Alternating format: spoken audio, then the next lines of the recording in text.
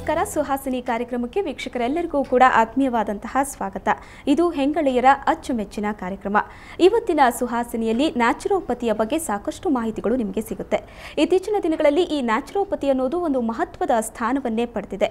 ಇದೊಂದು ಪ್ರಕೃತಿ ಚಿಕಿತ್ಸೆ. ಇದರ ಮೂಲಕ ನಮ್ಮ ಹಲವಾರು ಸಮಸ್ಯೆಗಳನ್ನು ನಾವು ಪರಿಹಾರ ಮಾಡ್ಕೋಬಹುದು. ಏನಿದು ಪ್ರಕೃತಿ ಚಿಕಿತ್ಸೆ, ಏನೆಲ್ಲ ಥೆರಪಿಗಳಿದೆ ಇದರಲ್ಲಿ, ಅದರ ಬಗ್ಗೆ ತಿಳ್ಕೊಳ್ಳೋಣ ಇವತ್ತಿನ ಸುಹಾಸಿನಿಯಲ್ಲಿ. ನಾನು ಶ್ವೇತಾ.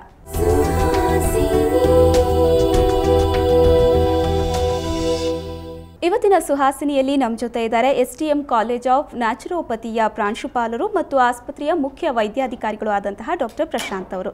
ಕಾರ್ಯಕ್ರಮಕ್ಕೆ ಸ್ವಾಗತ ಡಾಕ್ಟರ್. ಮೊದಲನೇದಾಗಿ ಕೇಳಬೇಕು ಅಂದರೆ ಏನಿದು ಪ್ರಕೃತಿ ಚಿಕಿತ್ಸೆ, ಏನಿದು? ಜಗತ್ತಿನಲ್ಲಿ ಎರಡು ಮುಖ್ಯವಾದ ವೈದ್ಯ ಪದ್ಧತಿಗಳು. ಒಂದು ಔಷಧ ರಹಿತವಾದಂಥ ಚಿಕಿತ್ಸಾ ಪದ್ಧತಿ, ಇನ್ನೊಂದು ಔಷಧ ಸಹಿತವಾದಂಥ ಚಿಕಿತ್ಸಾ ಪದ್ಧತಿ. ಔಷಧ ರಹಿತವಾದಂಥ ಚಿಕಿತ್ಸಾ ಪದ್ಧತಿಯಲ್ಲಿ ಮುಖ್ಯವಾಗಿ ಪ್ರಕೃತಿ ಚಿಕಿತ್ಸೆ ಮತ್ತು ಯೋಗ ಬರ್ತದೆ. ಔಷಧ ಸಹಿತವಾದಂಥ ಚಿಕಿತ್ಸೆಯಲ್ಲಿ ಮುಖ್ಯವಾಗಿ ಎರಡು ವಿಧ. ಅದರಲ್ಲಿ ಒಂದನೇದಾಗಿ ಕೆಮಿಕಲ್ ಮೆಡಿಸಿನ್ ಅಂತ ಹೇಳ್ತೇವೆ, ಅದು ಅಲೋಪತಿ ವೈದ್ಯಕೀಯ ಪದ್ಧತಿ ಬರ್ತದೆ. ಇನ್ನೊಂದು ಹರ್ಬಲ್ ಮೆಡಿಸಿನ್ ಅಂತ ಬರ್ತದೆ, ಅದು ಆಯುರ್ವೇದದಲ್ಲಿ ಬರ್ತದೆ. ಯೋಗ ಕೂಡ ಇದರ ಒಂದು ಭಾಗ ಅಂತಾನೆ ಹೇಳಿದ್ರೆ, ಅಂದ್ರೆ ನ್ಯಾಚುರೋಪತಿಯಲ್ಲಿ ಯೋಗ ಕೂಡ ಅಷ್ಟೇ ಪ್ರಾಮುಖ್ಯತೆಯನ್ನ ಪಡೆದಿದೆ. ಯೋಗಕ್ಕೂ ಮತ್ತು ಈ ಪ್ರಕೃತಿ ಚಿಕಿತ್ಸೆಗೂ ಏನಂತಹ ಒಂದು ಮುಖ್ಯವಾಗಿ ಯೋಗ ಇವತ್ತು ಜಗತ್ತಿನಲ್ಲಿರುವಂತಹ ಮನಸ್ಸಿಗೆ ಇರುವಂಥ ಚಿಕಿತ್ಸಾ ಪದ್ಧತಿಯಲ್ಲಿ ಯೋಗ ಚಿಕಿತ್ಸೆ ಒಂದು. ಇಲ್ಲಿ ದೇಹಕ್ಕೆ ಪ್ರಕೃತಿ ಚಿಕಿತ್ಸೆ ಆದರೆ ಮನಸ್ಸಿಗೆ ಯೋಗ ಚಿಕಿತ್ಸೆಯನ್ನು ಕೊಡ್ತೇವೆ. ಅದೇ ರೀತಿ ಇವತ್ತು ಮನಸ್ಸು ಮತ್ತು ದೇಹವನ್ನು ಒಟ್ಟಾಗಿ ಚಿಕಿತ್ಸೆ ಕೊಡುವಂಥ ಪದ್ಧತಿ ಏನಾದರೂ ಇದ್ದರೆ ಅದು ಯೋಗ ಮತ್ತು ಪ್ರಕೃತಿ ಚಿಕಿತ್ಸೆ. ಓಕೆ, ಈ ಪ್ರಕೃತಿ ಚಿಕಿತ್ಸೆಯ ಮೂಲಕ ನಾವು ನಮ್ಮ ಯಾವೆಲ್ಲ ಸಮಸ್ಯೆಗಳಿಗೆ ಪರಿಹಾರವನ್ನು ಕಂಡುಕೋಬಹುದು? ಪ್ರಕೃತಿ ಚಿಕಿತ್ಸೆ ಮೂಲಕ ಹಲವಾರು ತೊಂದರೆಗಳಿಗೆ ಇವತ್ತು ಪರಿಹಾರ ಇದೆ. ಮುಖ್ಯವಾಗಿ ಈಗ ಮಾನಸಿಕ ಕಾಯಿಲೆಗಳಾದಂಥ ಆಂಗ್ಸೈಟಿ ನ್ಯೂರೋಸಿಸ್ ಇರ್ಬೋದು, ಡಿಪ್ರೆಷನ್ ಇರ್ಬೋದು, ಅದೇ ರೀತಿ ತಲೆನೋವು ಇರ್ಬೋದು, ಮತ್ತು ಹೃದಯ ತೊಂದರೆಗಳಾದಂಥ ಹೈಪರ್ ಟೆನ್ಷನ್ ಅಂತ ಹೇಳ್ತೇವೆ, ಹೈ ಬ್ಲಡ್ ಪ್ರೆಷರ್ ಅಂತ ಹೇಳ್ತೇವೆ, ಅದೇ ರೀತಿ ಕೊಲೆಸ್ಟ್ರಾಲ್ನಿಂದ ಬರುವಂಥ ತೊಂದರೆಗಳು, ಇಸ್ಕಿಮಿಕ್ ಹಾರ್ಟ್ ಡಿಸೀಸ್ ಅಂತ ಹೇಳ್ತೇವೆ, ಈ ತೊಂದರೆಗಳು, ಅಸ್ತಮಾ, ಡಯಾಬಿಟೀಸು, ಹಾಗೆ ಬೆನ್ನು ನೋವು, ಸಂದು ನೋವುಗಳು, ಅದೇ ರೀತಿ ರುಮ್ಯಾಟಾಯ್ಡ್ ಆರ್ಥರೈಟಿಸ್ ಅಂತ ಹೇಳ್ತೇವೆ. ಹೀಗೆ ಹಲವಾರು ದೀರ್ಘಕಾಲದ ತೊಂದರೆಗಳಿಗೆ ತುಂಬ ಉತ್ತಮವಾದಂಥ ಫಲಿತಾಂಶ ಪ್ರಕೃತಿ ಚಿಕಿತ್ಸೆಯಲ್ಲಿ ಬರ್ತದೆ. ಓಕೆ, ಮಾಮೂಲಿಯಾಗಿ ಈ ರೀತಿಯಾದಂತಹ ಒಂದು ಸಮಸ್ಯೆಗಳಿಗೆ ಪರಿಹಾರ ಕಂಡುಕೋಬಹುದು ಅಂತ. ಪ್ರತ್ಯೇಕವಾಗಿ ಸ್ತ್ರೀ ಸಮಸ್ಯೆಗಳಿಗೆ, ಸ್ತ್ರೀಯರು ಪ್ರತಿದಿನ ಅನುಭವಿಸುವಂತಹ ಎಷ್ಟೋ ಸಮಸ್ಯೆಗಳಿಗೆ ಇದ್ರ ಮೂಲಕ ಪರಿಹಾರ ಇದೆಯಾ? ಸ್ತ್ರೀ ಸಮಸ್ಯೆಗಳಿಗೆ ಪ್ರಕೃತಿ ಚಿಕಿತ್ಸೆ ಒಂದು ವರದಾನ ಅಂತಲೇ ಹೇಳ್ಬೋದು. ಯಾಕಂತ ಹೇಳಿದ್ರೆ ಇಲ್ಲಿ ನಾನು ಮೊದಲೇ ಹೇಳಿದಾಗೆ ಪ್ರಕೃತಿ ಚಿಕಿತ್ಸೆ ಮತ್ತು ಯೋಗ ಇವತ್ತು ಮನಸ್ಸು ಮತ್ತು ದೇಹಕ್ಕೆ ಎರಡಕ್ಕೂ ಚಿಕಿತ್ಸೆ ಕೊಡುವಂಥ ಒಂದು ವಿಧಾನ. ಸೊ ಪ್ರಕೃತಿ ಚಿಕಿತ್ಸೆಯಲ್ಲಿ ದೇಹಕ್ಕೆ ಆದರೆ ಯೋಗ ಚಿಕಿತ್ಸೆಯಲ್ಲಿ ಮನಸ್ಸಿಗೆ ಚಿಕಿತ್ಸೆ ಆಗ್ತದೆ. ಇವತ್ತು ಸಾವಿರಾರು ಮಹಿಳೆಯರು ಇವತ್ತು ಮನಸ್ಸಿನ ಹಾಗೂ ದೇಹದ ತೊಂದರೆಗಳಿಂದ ಬಳಲ್ತಾ ಇದ್ದಾರೆ.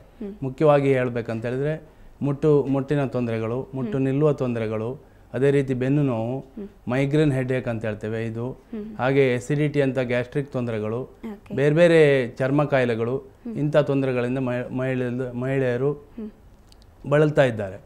ಇಂಥ ಒಂದು ಪರಿಸ್ಥಿತಿಯಲ್ಲಿ ಪ್ರಕೃತಿ ಚಿಕಿತ್ಸೆ ಮತ್ತು ಯೋಗ ಉತ್ತಮವಾದಂಥ ಸಾಧನ. ದೇಹಕ್ಕೆ ಹಾಗೂ ಮನಸ್ಸಿಗೆ ಎರಡಕ್ಕೂ ತೃಪ್ತಿ ಕೊಡುವಂಥ ಒಂದು ಚಿಕಿತ್ಸಾ ವಿಧಾನ. ನಮ್ಮ ಆಸ್ಪತ್ರೆಯಲ್ಲಿ ಯಾವಾಗಲೂ ಮಹಿಳೆಯರೇ ಹೆಚ್ಚಿರ್ತಾರೆ.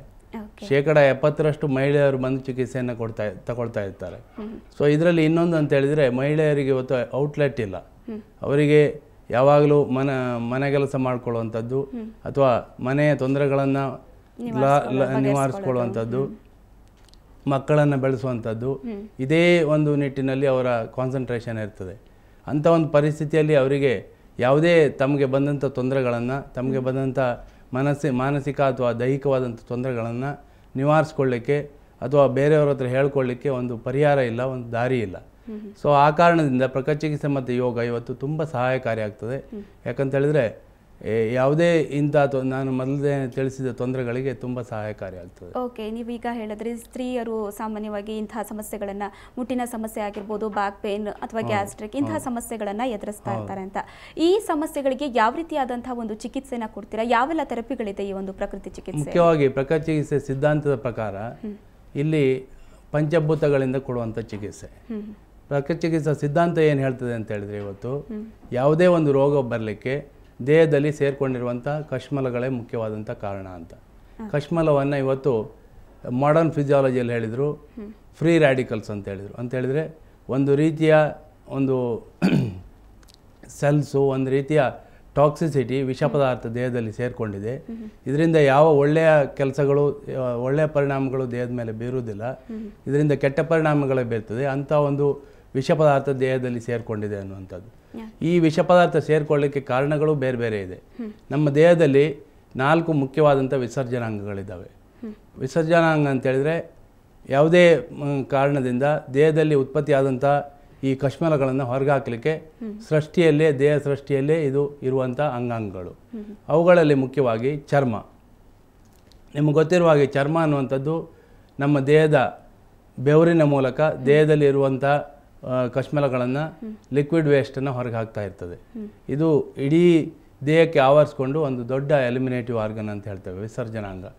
ನಾವು ಇವತ್ತು ಬೆವರೇ ಬರಲಿಕ್ಕೆ ಬಿಡದೇ ಇರುವಂಥ ಪರಿಸ್ಥಿತಿ ಇದೆ. ಯಾಕಂತ ಹೇಳಿದ್ರೆ AC ರೂಮಲ್ಲಿರುವಂಥದ್ದು, AC car, AC office, ಯಾವುದೇ ರೀತಿಯ ವ್ಯಾಯಾಮ ಇಲ್ಲ, ನೀರು ಕುಡಿಯುವಂಥದ್ದು ಕಡಿಮೆ ಆಗಿದೆ. ಸೊ ಈ ಎಲ್ಲ ಪರಿಸ್ಥಿತಿಯಲ್ಲಿ ಈ ಚರ್ಮದಿಂದ ಏನು ದೇಹದಿಂದ ಎಲಿಮಿನೇಟ್ ಆಗಬೇಕು, ವಿಷ ಪದಾರ್ಥಗಳು ಹೊರಗೆ ಹೋಗಬೇಕು, ಅದು ತಡೆಗಟ್ಟಿದ್ದೇವೆ. ಇನ್ನು ಎರಡನೇದಾಗಿರುವಂಥ ವಿಸರ್ಜನಾಂಗ ಅಂತ ಹೇಳಿದ್ರೆ ಕಿಡ್ನಿಗಳು. ಮಾನವನ ದೇಹದಲ್ಲಿ 2 ಕಿಡ್ನಿಗಳಿದೆ. ಯಾವ ರೀತಿಯಲ್ಲಿ ಚರ್ಮ ದೇಹದ ಹೊರಭಾಗದ, ದೇಹದ ಮಾಂಸಖಂಡ ಭಾಗದ ಅಥವಾ ಚರ್ಮದ ಭಾಗದ ಕಶ್ಮಲಗಳನ್ನು ಹೊರಗೆ ಹಾಕ್ತದೋ, ಈ ಕಿಡ್ನಿಗಳು ಏನು ಮಾಡ್ತವೆ ಅಂತ ಹೇಳಿದರೆ ದೇಹದ ಒಳಭಾಗದಲ್ಲಿ ಅಂತ ಹೇಳಿದರೆ ರಕ್ತ ಲವಣಾಂಶಗಳಲ್ಲಿ ಇರುವಂಥ ಈ ಕಶ್ಮಲಗಳನ್ನು ಹೊರಗೆ ಹಾಕಲಿಕ್ಕೆ ಇರುವಂಥದ್ದು ಕಿಡ್ನಿಗಳು. ಕಿಡ್ನಿಗಳ ಕೆಲಸವನ್ನು ನಾವು ಕಡಿಮೆ ಮಾಡಿದ್ದೇವೆ. ಯಾಕಂತ ಹೇಳಿದ್ರೆ ನಮ್ಮ ಜೀವನ ಶೈಲಿಯಲ್ಲಿ ಆದಂಥ ವ್ಯತ್ಯಾಸ, ಮುಖ್ಯವಾಗಿ ಜೀವನ ಶೈಲಿಯಲ್ಲಿ ಆದಂಥ ವ್ಯತ್ಯಾಸ ಅಂತ ಹೇಳಿದ್ರೆ ಇದು ನಾವು ನೀರು ಕುಡಿಯೋದು ಕಡಿಮೆ, ವಿಶೇಷವಾಗಿ ಆಧುನಿಕ ಪೇಯಗಳನ್ನು ಕುಡಿಯುವಂಥದ್ದು, ಮದ್ಯಪಾನ, ಮತ್ತು ಅತಿಯಾಗಿ ಅನವಶ್ಯಕವಾಗಿ ಅಲೋಪತಿಕ್ ಮೆಡಿಸಿನನ್ನು ತೆಗೆದುಕೊಳ್ಳುವಂಥದ್ದು. ಇದರಿಂದ ಏನಾಗಿದೆ ಅಂತ ಹೇಳಿದ್ರೆ ನಮ್ಮ ಕಿಡ್ನಿ ಸರಿಯಾಗಿ ಕೆಲಸ ಮಾಡುವಂಥದ್ದು ನಿಂತು ಹೋಗಿದೆ. ಅದರಿಂದಲೂ ದೇಹಕ್ಕೆ ವಿಷ ಪದಾರ್ಥಗಳು ಸೇರಿಕೊಳ್ತವೆ. ಸೊ ಹಾಗೆ ಇನ್ನು ಮೂರನೇದಾಗಿರುವಂಥ ವಿಸರ್ಜನಾಂಗ ಅಂತ ಹೇಳಿದ್ರೆ ಎಲಿಮಿನೇಟಿವ್ ಆರ್ಗನ್ ಅಂತ ಹೇಳಿದ್ರೆ ನಮ್ಮ ಲಂಗ್ಸ್, ಶ್ವಾಸಕೋಶ. ಯಾವ ರೀತಿಯಲ್ಲಿ ಚರ್ಮ ಮತ್ತು ಕಿಡ್ನಿಗಳು ಅಥವಾ ಮೂತ್ರಪಿಂಡಗಳು ಇವತ್ತು ಲಿಕ್ವಿಡ್ ವೇಸ್ಟನ್ನು ಹೊರಗೆ ಹಾಕ್ತದೋ, ದೇಹದಲ್ಲಿ ಉತ್ಪತ್ತಿಯಾಗುವಂಥ ಗ್ಯಾಷಿಯಸ್ ವೇಸ್ಟ್ ಅಥವಾ ವಾಯುವಿನ ರೂಪದ ಕಶ್ಮಲಗಳನ್ನು, ಮುಖ್ಯವಾಗಿ ನಾವು ಮಾಡರ್ನ್ ಫಿಸಿಯಾಲಜಿಯಲ್ಲಿ ಇವತ್ತು ಹೇಳಬೇಕಂದ್ರೆ ಕಾರ್ಬನ್ ಡೈಆಕ್ಸೈಡ್ ಅಂತ ವಾಯು ರೂಪದ ಕಶ್ಮಲಗಳನ್ನು ಶ್ವಾಸಕೋಶ ಹೊರಗೆ ಹಾಕ್ತಾ ಇದೆ. ಸೊ ಇವತ್ತೇನಾಗಿದೆ ಅಂತ ಹೇಳಿದ್ರೆ ಪ್ರಪಂಚದಲ್ಲಿ 2 ಮುಖ್ಯವಾದಂಥ ಪ್ರಾಬ್ಲಮ್ಸ್. ಒಂದು ಸ್ಟ್ರೆಸ್ಸು, ಮಾನಸಿಕ ಉದ್ವೇಗ, ಇನ್ನೊಂದು ಪೊಲ್ಯೂಷನ್. ಸೊ ನಾವು ನೋಡಿದಾಗೆ ಇವತ್ತು ಏರ್ ಪೊಲ್ಯೂಷನ್ ತುಂಬಾ ಜಾಸ್ತಿ ಆಗ್ತಾ ಇದೆ. ಇವೆಲ್ಲವೂ ಕೂಡ ನಮ್ಮ ಅಂದ್ರೆ ದೇಹದಲ್ಲಿ ಸಾಕಷ್ಟು ವಿಷ ಪದಾರ್ಥಗಳಿರುತ್ತೆ. ಇವನ್ನೆಲ್ಲ ಆಚೆ ಹಾಕೋದಕ್ಕೆ ಸಾಕಷ್ಟು ಥೆರಪಿಗಳು ಕೂಡ ನಮ್ಮಲ್ಲಿ ಇದೆ ಅನ್ನೋದು, ಇದ್ರ ಬಗ್ಗೆ ಇನ್ನಷ್ಟು